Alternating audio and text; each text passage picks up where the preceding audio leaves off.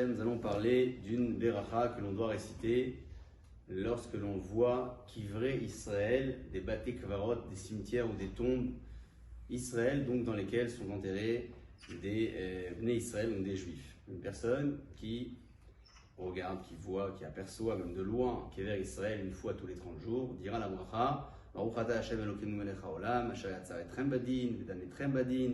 Une des rachas dans laquelle on va insérer la formule surtout de la Tahiyat Hametim, un propos auquel on doit y croire fortement. La Mishnah le dit que les personnes qui n'y croient pas à la Tahiyat Hametim, à la résurrection des morts, ne vont pas mériter de revivre à ce moment-là. Pourquoi? Parce que c'est donnant.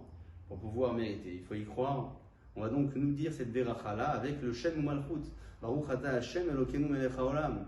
C'est une beracha que l'on doit réciter évidemment en ayant un sidour dans les mains, parce que les formules ne sont pas très connue, dans laquelle on dira, je disais, le point de Tahiyat Hametim, Atid la chayotrem ou la kimchem bedin chayolam haba, Akadosh Baruch Hu va donc le jour venu vous donner la possibilité de vous relever et de vous faire revivre. Cette bracha se conclut par la formule plus connue de Baruch ata Hashem mechaye hametim. C'est la même terminaison que la bracha que l'on dit dans la Hamida 3 fois par jour.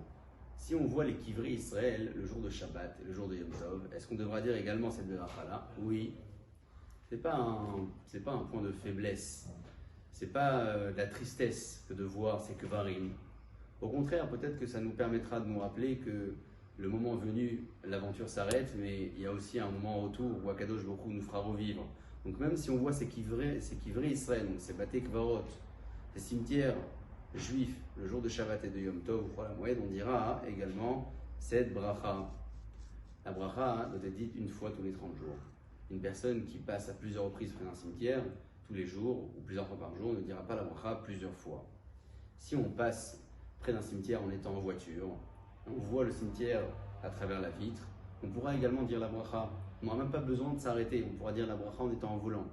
C'est un vrai chidouche, parce que normalement, au volant, on ne peut pas se concentrer. Il faut croire que cette beracha-là ne nécessite pas autant de concentration que d'autres brachot, en tout cas que la tefila elle-même, on n'aura pas le droit de réciter au volant, bien entendu. Voilà pourquoi la halakha nous permet de le faire même en étant au volant et même en conduisant des Beruchim Tihyu.